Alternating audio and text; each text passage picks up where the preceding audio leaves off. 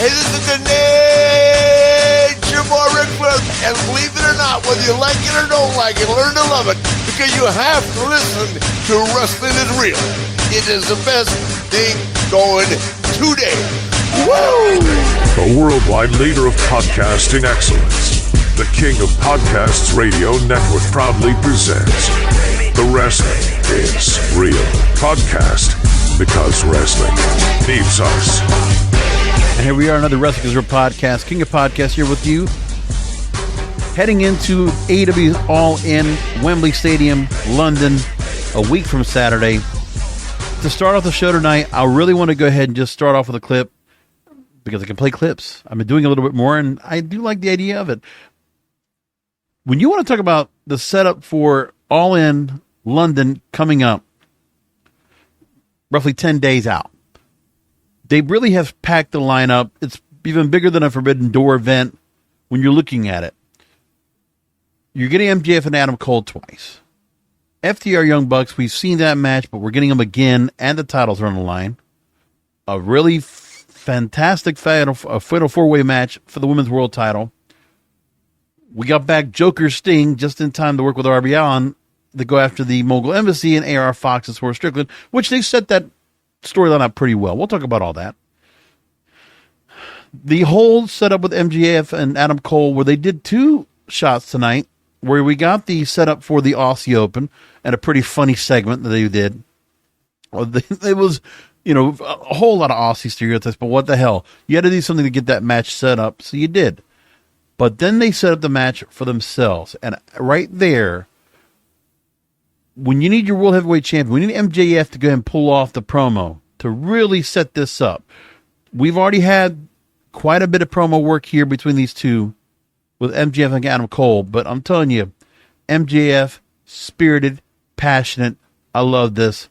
Check it out. That was the biggest night and the biggest opportunity of my career. I got to open a pay-per-view, frankly, I had no right being on, and yes, I may have lost that night. However, I managed to turn some pretty important heads, one of them being a man by the name of Tony Khan. After that match, Tony Khan offered me a contract to a little-known company, don't know if you heard of it, called All Elite Wrestling. The fact of the matter is, if there's no All In, there's no MJF, and that's a fact. 5 years. I really haven't even thought about the fact that it's been 5 years, almost to the day, that MJF has been in AEW in some way, shape, or form. And I remember going back and watching MLW and watching MJF coming in with Arya Blake and just seeing the eminence of what was going to be this guy, because he was in the Dynasty with Alexander Hammerstone and Richard Holiday. The Dynasty was going on, and it was very good. Like, what a class of wrestlers there. And MJF, the promo cutter, and even the segments they had of the Dynasty in Mexico, in the Caribbean, or wherever the hell they went, was hilarious and so well done. And you just didn't know how much raw talent this guy had. And now he's at this point today, 5 years into this whole setup, 4 years with AEW, been world champion. Can we say that we could have expected more? Listen, we did get the pillars, and then we set up to Adam Cole, which has been great. They did set it up really well. And you have tease, and honestly, what really has helped out all together is the creation of the Brochachos, better than you, and you know what, baby, right? All that stuff, better than you, baby, all that has been great. And people want to keep that going. This buddy cop kind of feel is fun and it's enjoyable. And so they need to go ahead and move along with that. I don't know how they're going to do it. Now, we're going to get some of that with a tag team match in 0 Hour. I don't know what we're going to how we're going to get this out here with MJF really fiery when he leads into this and says about what he's going to go and do to MJF at the end of it, and just really going along. So I don't know what else is left when you get to it. But he really lit it up.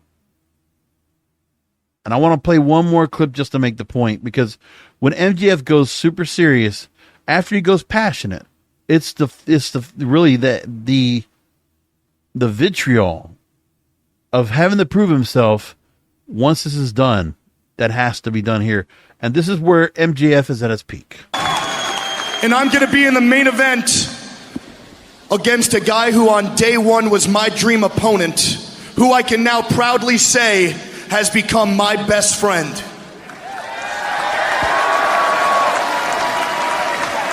This means so much to me.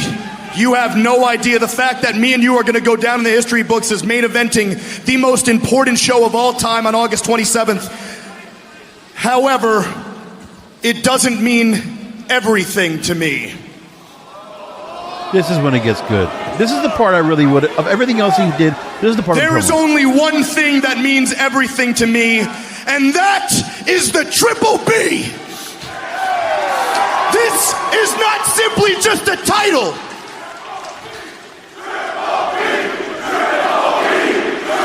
Crowd was all in. There are about 8 minutes in this. Symbolizes all my blood, my sweat, my tears, my hard works, the missed deaths, the missed births, countless hours training in the gym until I could barely stand up, standing in front of a TV set, studying tape until my eyes bled, all so I could obtain this.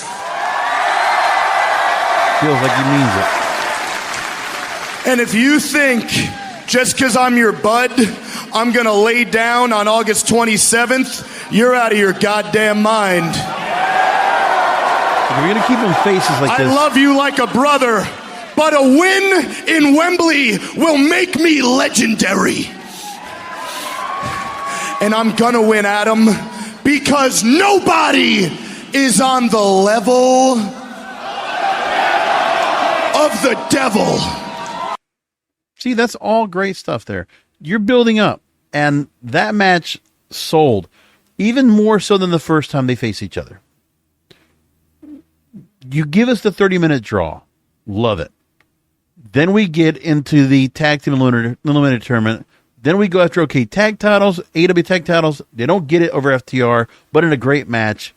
And they're going to go into the Ring of Honor tag titles, which I don't see how they don't win. I mean, unless there is a breakup there's a rift once again, and they lose, then you know that the writing's on the wall that the split's going to happen. But people really want to see this going. And if it does, what happens next with MJF? If he gets this with Adam Cole, do we just continue the program after? Because we still got to have All Out in Chicago. Do they go ahead and have a rematch at that night? Look, we don't know what they're going to do with that next.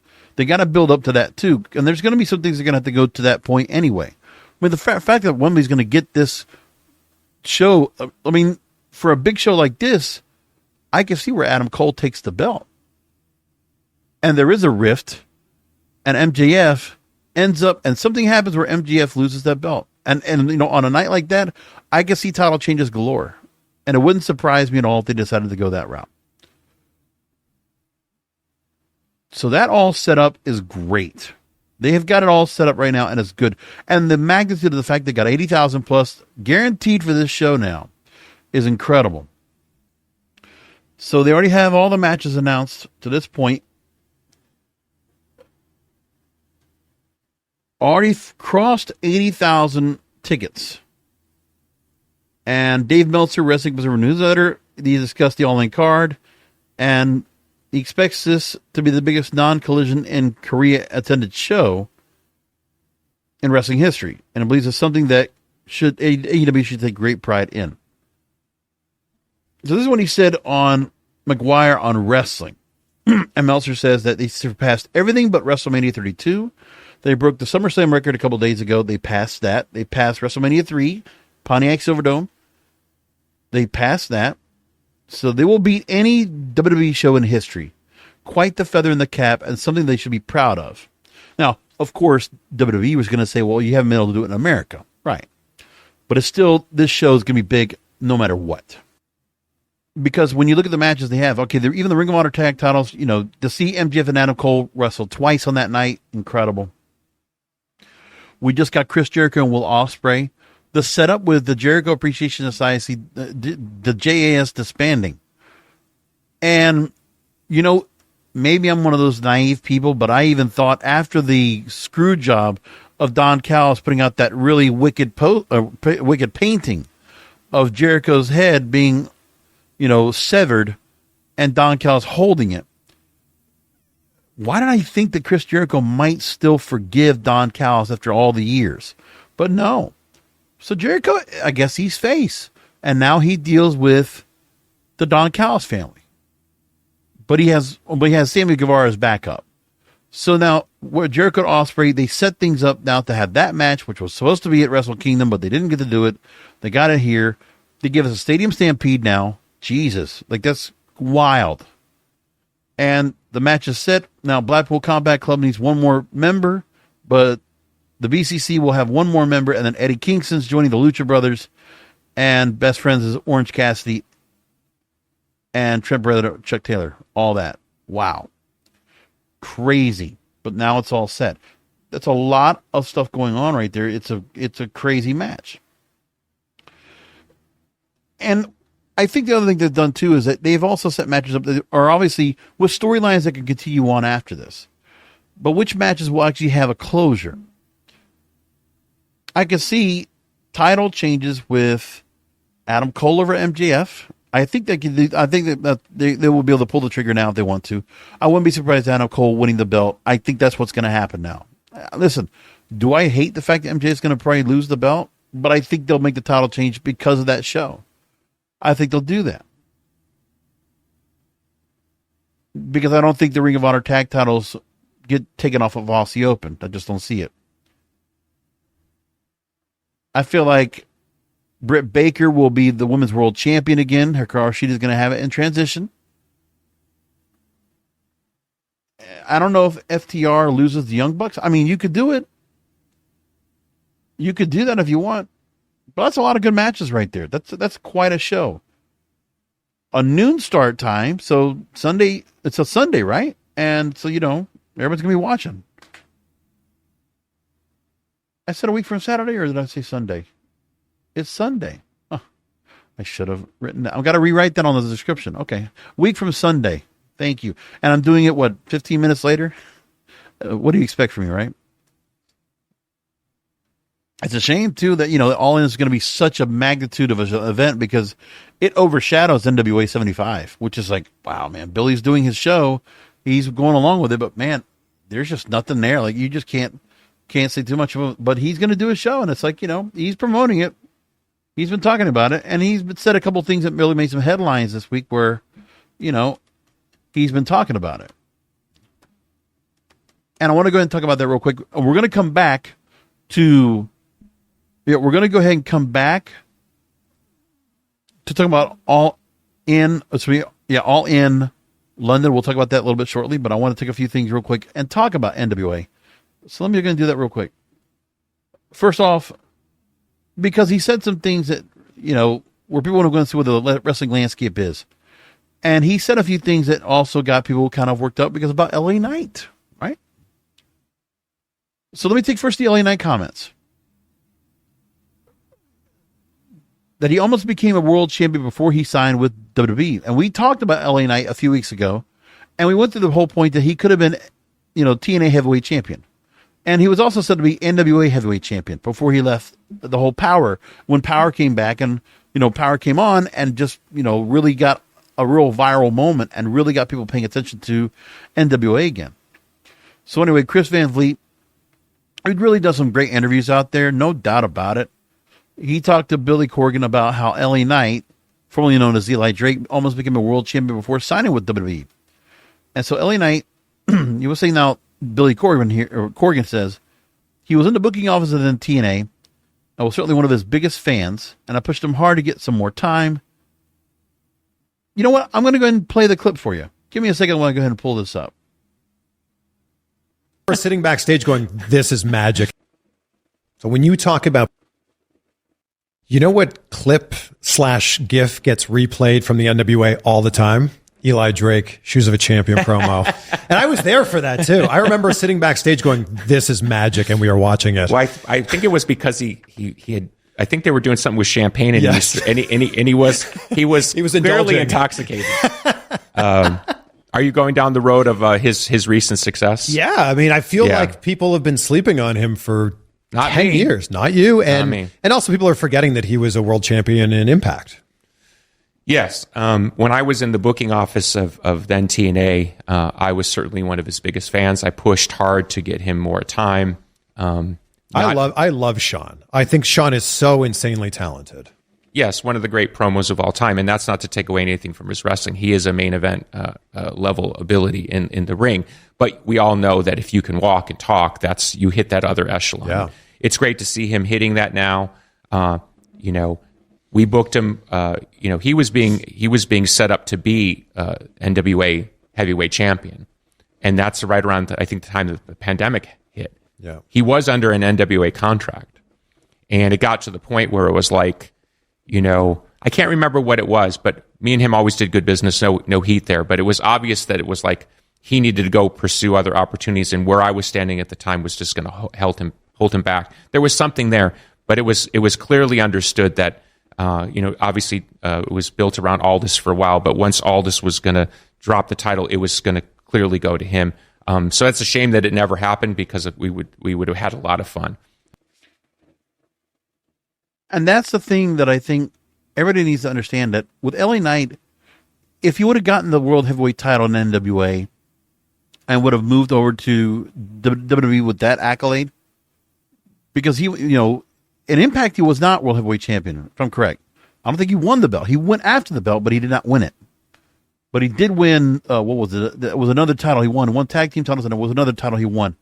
But the thing is, he doesn't come with a lot of belts. He doesn't come with it anyway. So for WWE, I mean, sure, he comes into space, and hopefully he gets a chance to go ahead and move himself forward, that he could possibly be at that level. But it wasn't in the cards because he had to move on. And it's also because time was ticking on him. Remember, he's 40 years old. He had to go ahead and maybe he can wait and see with the pandemic what was going to happen if Billy was going to be able to get the shop back up and running. But at the time he couldn't. So LA Knight took the shot.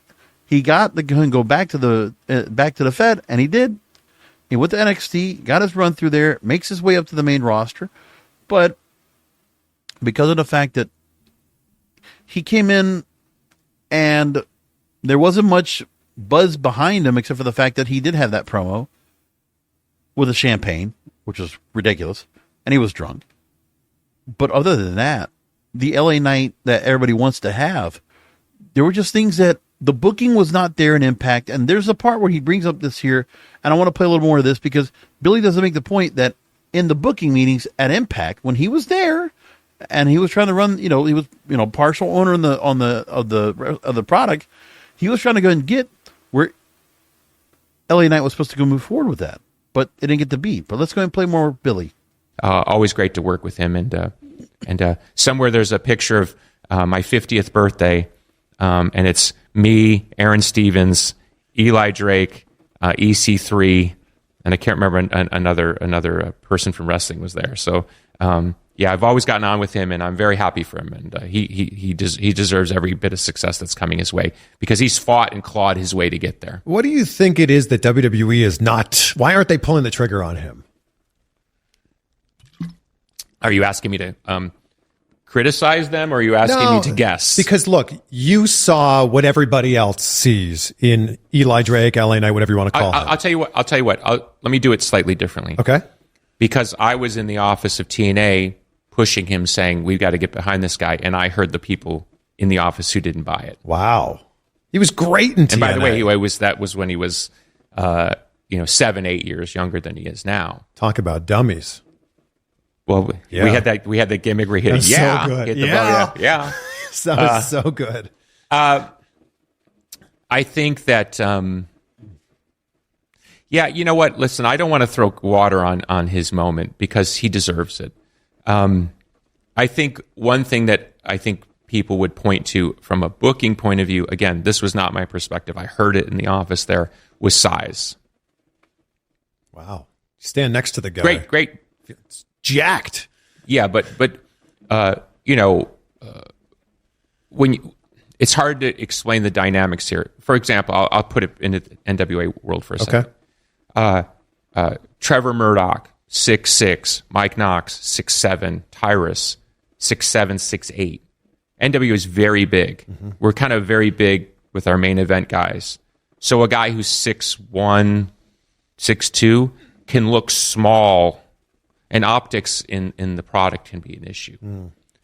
Now, when he brings that point about the NWA champions have been booked right now in NWA in the Billy Corgan era, yeah, it makes the point right there of who he decides to go and have as champion in that place. And also you can put Matt Cardona, might not be as the biggest built guy, when he's compared to Mike Knox or compared to Trevor Murdoch.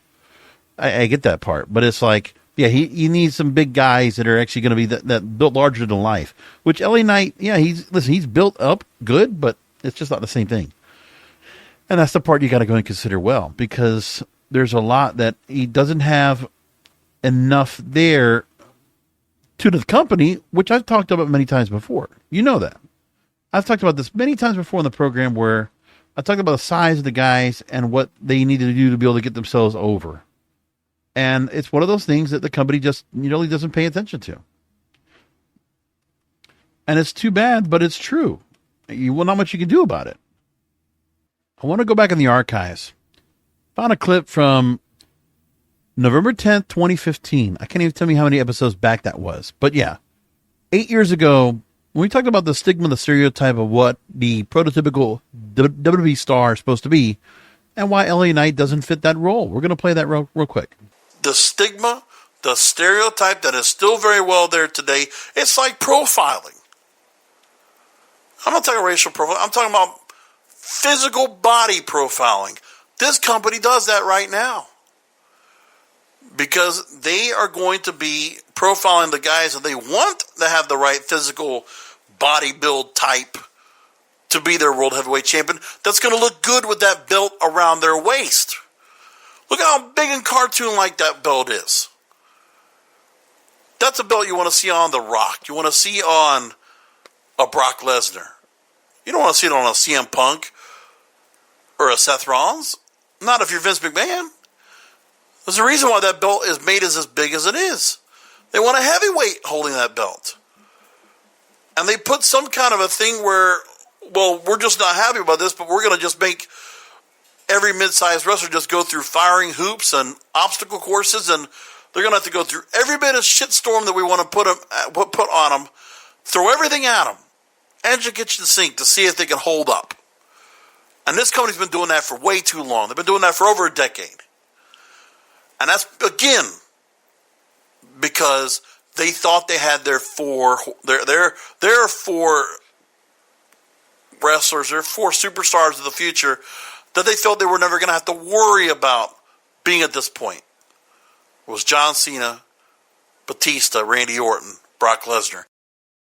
Okay. My point is, they're always going to want to look at the stars that they can have that are the bigger size and the ones that have gone through the grueling work to get to where they are today. Because when you look at the trail, now if you want to look at like top guys right now in WWE right now, along with Roman Reigns, Brock Lesnar is still up there. Cody Rhodes is there. Seth Rollins is there.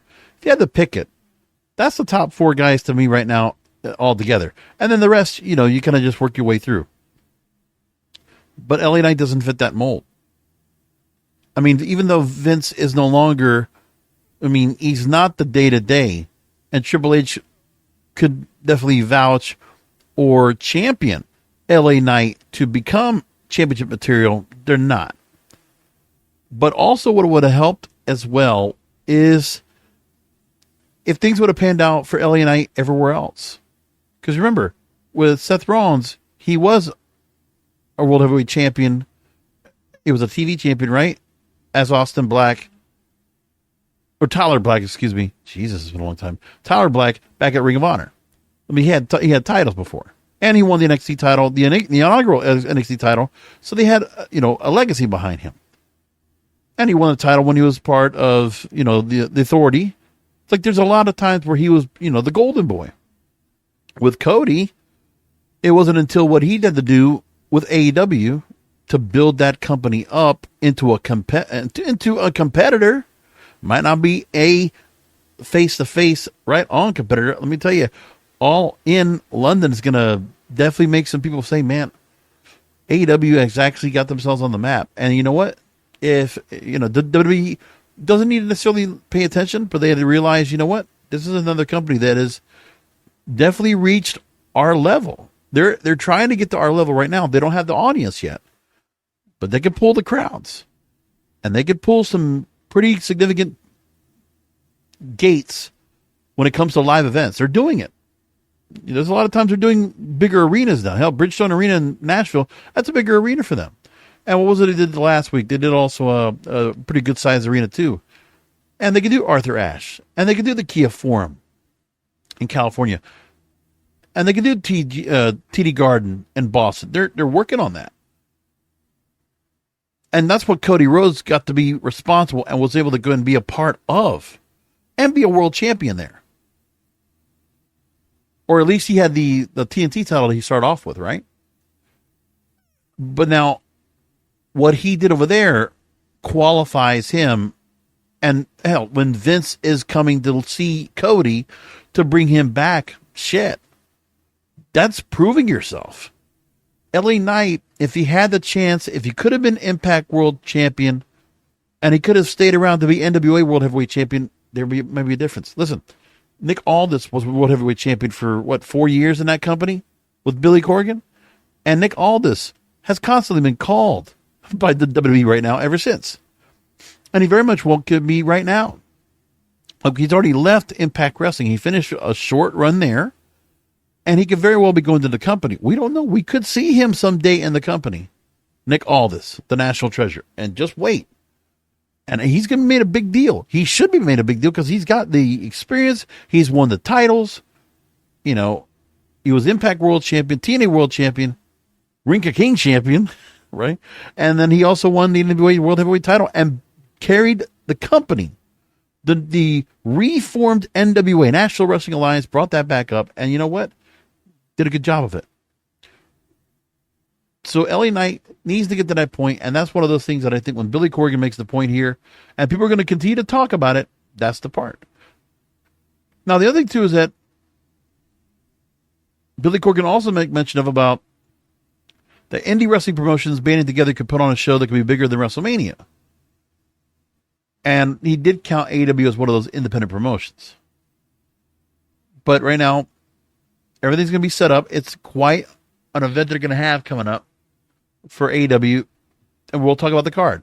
We'll get to that. I'm going to do it right now. Let's just do it because why am I going to keep waiting on that? But I wanted to make the point of what was being said out there when it comes to LA Knight, because I know you guys like to talk and hear about it. So there you go. I even played a clip from the back of the day of the constant stigma stereotype that I used to talk about all the time on the program. And yeah, I was a fat boy when I was doing that show, man. Oh, imagine 2015, I was 100 pounds heavier. 110 pounds heavier, actually. Woo. Well, actually, 106. But imagine, you can hear it in my voice. Well, no, you can't because they also, did a little work on the audio, so you know it's an older clip. But anyways. So into the card itself for AEW. As I said, okay, Blackpool Combat Club, John Moxley, Claudio Castagnoli, Wheeler Yuta. At this point, I'm expecting the BCC to win that match.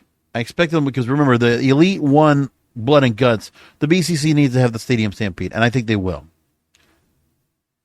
And I look at Chris Jericho and Will Ospreay. Ooh, man, I guess you make Jericho go over, especially for that crowd. Hangman Page, Kenny Omega, Kota Ibushi against Juice Robinson, Jay White, and Konosuke Takeshita. I think the Don Callis family wins at this point. Aussie Open versus MJF and Adam Cole. I think Aussie Open, somehow, they hold on to the belts. They're not going to have a title change at 0 hour. I don't think they're going to do that. I think MJF and Adam Cole, the rift is going to happen here. And it leads into the main event later in the night. I'll take Darby Allin and Sting over AR Fox and Swerve Strickland. I'll take Britt Baker to win the women's world title at this point. I'll take Ooh, man, I will take FTR to beat the Young Bucks and retain, and I think Adam Cole becomes World Heavyweight Champion. So we'll see title changes that night. I think the Women's World Title and the World Title will change hands at Wembley Stadium. We're going to see title changes. I'm pretty sure of that. That's where I think things are going to go. But there's more to talk about it next week. We'll bring that up as they get to that point. A week from Sunday. Not a week from Saturday, a week from Sunday. We'll get to the Bloodline and Jimmy Uso in a minute, but let's go talk about Lacey Evans. She's gone from the company. That's one of the major storylines that happened today. She signed with the company 2016, trained at the Performance Center, assigned to NXT for developmental before being promoted to the main roster 3 years later. Several stop and start pushes and character changes. The Southern Belle, then becoming more of the army type, to becoming like the female Sergeant Slaughter. She sparked speculation when she shared a meme on social media with the caption, "How many days left?" that she was counting down the days until her contract expired. She now has renamed herself Limitless Macy on social media and fueling further speculation. Well, look, I don't know what they're going to do or what she'll do herself, but it would be nice to see if she was able to get to another company. I mean, if Impact had the chance to go and bring her to the Knockouts division, I think she would work really well over there. Just saying to me. But they missed out on her. She was a good talent, and if she wants to continue wrestling, she still can. And I think she could do well if given the better gimmick somewhere else. But the gimmicks that were given to her were bad. And you know what? She did try her best. The Woman's Right. They tried some things with her, and she did try her best. And it didn't work. They tried to do it with Ric Flair. That didn't work either. It just was not right. And so I get where, you know, she was trying to play the company player. She was trying as much as she can. But 7 years later, yeah, done. I never got into the gimmick as the Women's Right and the Southern Belle all together either. I hated that. But I knew there was something there that was a talent to her, but they just kept booking her in certain ways and then using her military background, and didn't work either. So they made mistakes with her. They could have taken more input or something to create the gimmick, but she's also a victim of bad booking, and that's the way the Performance Center was being used at the time. So it was a mistake. I think hopefully she gets a chance to work somewhere else, and she doesn't have to go to anywhere else where she can't have a chance to go ahead and redeem herself in wrestling somewhere. That's one of those stories I hope that she gets to do that. So some commentary I saw that about the Bloodline. I'm like, and then somebody makes this point about this wrestling veteran that makes a point about that the Bloodline is not even close in popularity to current WWE stars and the former stable. And this is what's being said. The wrestling veteran's name is Bin Hamin, but he's mostly for the indie circuit for what it looks like, so I'm not worried about him too much. But he tries to make the point that he makes the point and says that, quote, "I'll just even tell you right now, at an indie show," by the way, he spoke on the Cafe de Rene program, and says, at an indie show, you'll see 10 NWO shirts, and you'll see one Bloodline shirt. Like, you know what I mean? Maybe another little kid has them, but no. John Cena's over. Rey Mysterio's over. NWO's over. Bloodline is current, and maybe we'll get there, but it doesn't even come close. So by the thought process of what merchandise is out there and doesn't really looks like it's working. That's what they're trying to say is the reason. Let's talk about NWA 75, which is also going on the weekend of All In London. They have matches all set up, a heavy card. Now, we don't know which date the event's going to be for all these matches, but it's the 26th and 27th, Saturday and Sunday. And I will do my best to go ahead and cover both nights. I'll just do something where I'm going to go ahead and cover it on one night. I don't know if maybe I'll just do some commentary after the fact. I will do a post show for All In London later in the night, and I'll probably do it after NWA finishes their show. The Sunday night version where they get the titles and all done. So we'll probably do it then. And I'll probably cover both shows that night. Anyway, Camille versus Natalia Markova for the Women's World title. Camille has already surpassed 800 days as women's champion, holding the Burke. Great for her. Happy to see her here in this spot, and I'm happy. And, you know, hopefully they do put her in that main event on night 2 of NWA 75. She should be in this as compared to doing it on the first night. Let's put her on the second night, Billy. Let's do it. World Tag Team titles on the line. La Rebellion Bestia Say, Mecha Wolf, accompanied by Vampiro, will take on Blunt Force Trauma's Carnage of Damage, accompanied by Aaron Stevens. There will be a number one contender for the Women's World Championship, and it's the Invitational Gauntlet for the Mildred Burke belt. And so far, Samantha Starr, Baby Doll's daughter, Allison Kay, Heather Monroe, Sierra, Ruthie J, CJ, MJ Jenkins, WOAD, Taylor Rising, and others to be named are up for that. Daisy Kill and Talos versus the Fixers, Wrecking Ball, Legursky, and Jay Bradley in a winner's challenge for the NWA U.S. Tag Team titles. It'll be on night 2, they say. World Junior Heavyweight Championship, Colby Carino against Kerry Morton, and I'm guessing Colby Carino wins that because he's due to win a belt. Triple threat match for the vacant NWA National Championship, Odinson, GR Kratos, Thrillbilly, Solace Mason. I'm going to take Thrillbilly for that. M95, Missa Kate and Maddie versus Pretty Empowered, Ella Envy and Roxy for the women's tag team titles. And I'll take M95 for that. Jack Stain versus Tim Storm. And Tim Storm was on commentary, and Jack Stain has now started up a feud with him. Matt Cardona against a yet to be mentioned opponent. And Matt Cardona also set to wrestle at Fury Road in September for MLW. Looking forward to that. And along with other things. So that's going to be good stuff with that, right? That's the show tonight. We're going to leave it right there. I don't want to go too much farther than that. There will be a lot more to bring up next week because the news will be a little more hot and heavy. Obviously, All In will be in. We'll do more of the talk leading up to it and see how it all works out. But that's it for tonight. Thank you for finding the shows you always do. Listening in. Remember, all the content for yours truly is at kingofpodcasts.com. Kingofpodcasts.com for everything that is the show. When you're going to look for me, you can also go ahead and find me on social media at King of Podcasts on Twitter, Facebook, Instagram, TikTok, Trends. All those spots right there. And make sure if you haven't done so to please rate and review the show, Apple Podcasts and Spotify. And until next week, come back for another Wrestling Zero podcast because wrestling needs us.